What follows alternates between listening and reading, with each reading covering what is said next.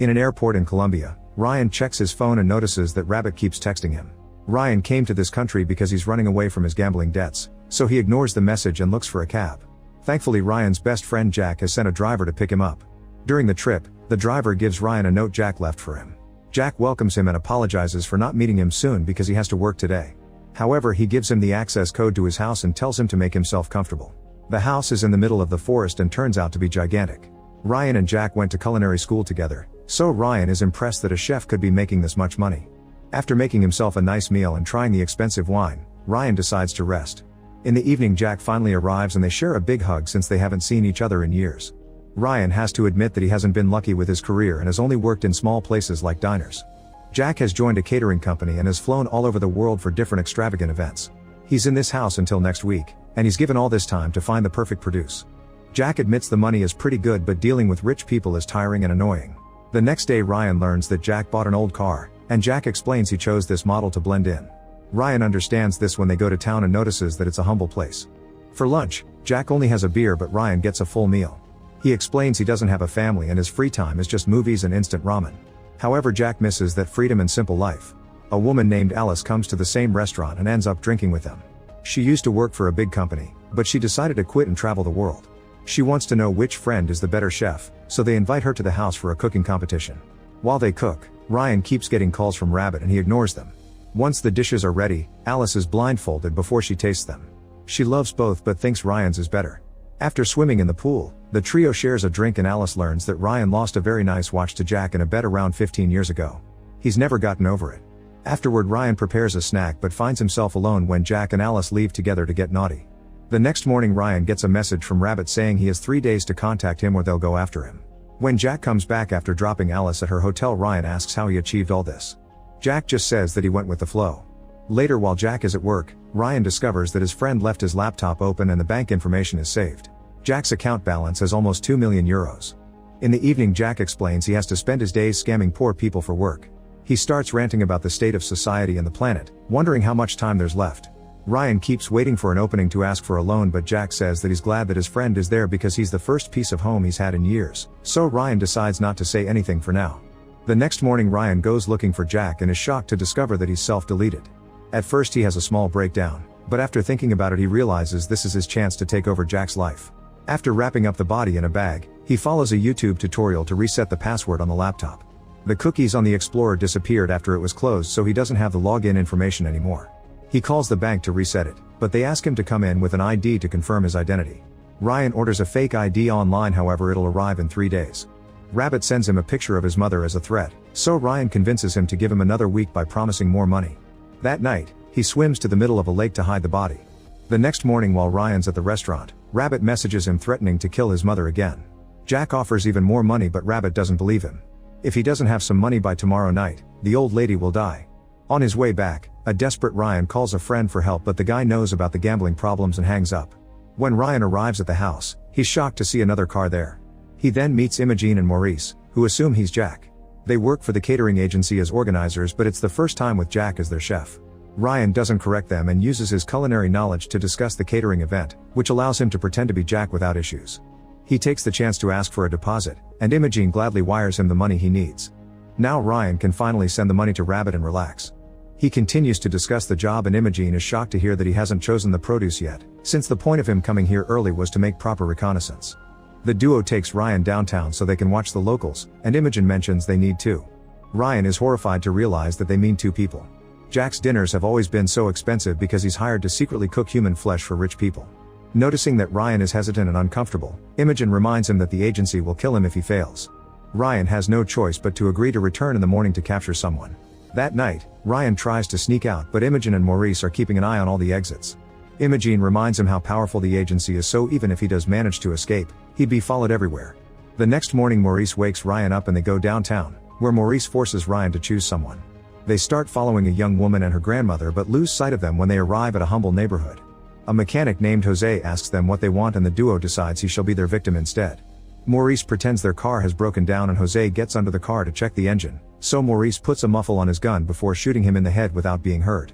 At that moment, the women that they were following earlier show up with Officer Gallo, who heard that the ladies were stalked. Thankfully, the body is under the car. Maurice assures him they're on a business trip and gives him his card, so Gallo lets them go. On their way back, Ryan asks about the second body and Maurice tells him one will have to do because they can't do more after being seen by the police. At the house, Imogen reveals a secret basement where the body is hung like a beef carcass. Ryan has no choice but to start butchering Jose like a farm animal, and Imogen tells him to make sure to harvest the tongue because there's been a request. Outside, a whole team is decorating the house for the event. After the butchering is done, Ryan takes a shower and deals with the emotional distress. He then opens his mail and under the guise of some decoration, he finds his fake ID. Ryan rushes to get in his car and escape, only to accidentally run over one of the gardeners. Thankfully the man is okay, but Maurice catches him red-handed and reminds him that escaping equals death. As they push the car back, Ryan learns that Maurice has been with the agency for 5 years and wonders how he deals with it. Maurice just says that he doesn't feel bad for pigs when he eats bacon. Only one chef managed to leave the agency, and that's only because the agency let go of her.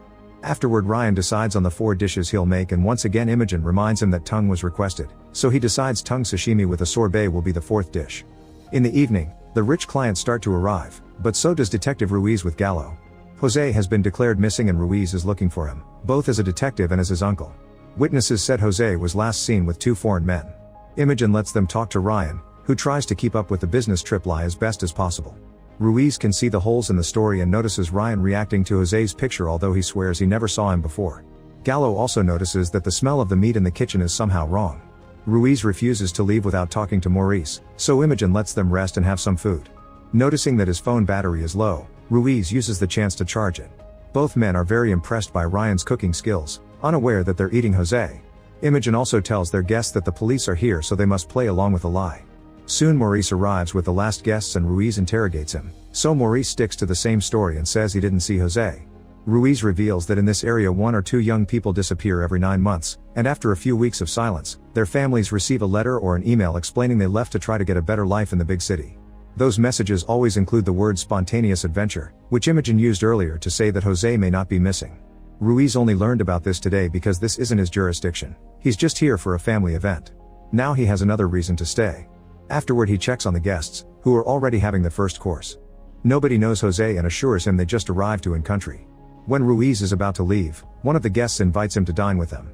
Ruiz agrees, but Gallo leaves because has another commitment. Imogen tries to scold the guest in private, but he explains he likes the thrill and that he has everything under control. At that moment Alice shows up at the back door and asks to see Jack. Imogen takes her to the kitchen and tells Ryan to get rid of her. Once Imogen is gone, Alice wants to know why the woman called him Jack. Ryan explains he's filling in for his friend because Jack went back to the UK. Alice watches Ryan cook and steals some bits of meat, which she finds delicious. At the table, the next dish is served. Ruiz asks questions about the business trip, but the guests have been trained and know what to answer.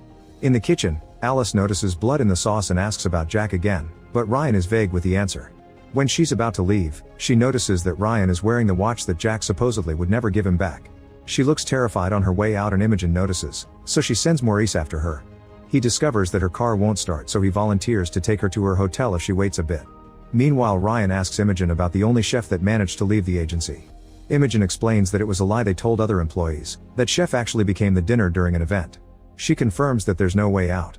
When the next course is served, Ruiz is incredibly impressed by the meat, and the guests are very amused by watching him eat his nephew. Ryan is called to the table so they can congratulate the chef, and Ruiz keeps asking what meat they ate because he doesn't recognize it. A nervous Ryan swears it's pork and Ruiz is skeptical, so a guest says a talented chef can make anything taste new. Now it's finally time to serve the tongue. However, when Ryan cuts it, he discovers that Jose had herpes, and since they announced sashimi, they can't disguise it. He wants to make something else, but the tongue was a request, so they can't change it either. At that moment Alice enters the kitchen. She got tired of waiting for Maurice and wants to call a cab. Imogen asks if she's with someone and Alice explains she's traveling alone, giving them an idea. Moments later the sashimi is served using Alice's tongue. Ryan brings Ruiz a plate with only the sorbet and a hidden message on the spoon asking him to meet him in the bathroom. They make sure to lock the door before they talk and Ryan tells him everything, causing Ruiz to throw up. Afterward Ruiz tells everyone that it's time for him to go home and pretends to leave, but actually he sneaks around to follow Ryan into the secret basement where he sees Alice's body and Jose's head. Ruiz then realizes he left his phone charging inside and he doesn't remember Gallo's number to call him from Ryan's, so he says he'll wait while Ryan gets his phone back. On his way back to the house, Ryan is seen by everyone because the guests are leaving. Maurice asks him what he was doing in the garden and Ryan pretends he was having a smoke.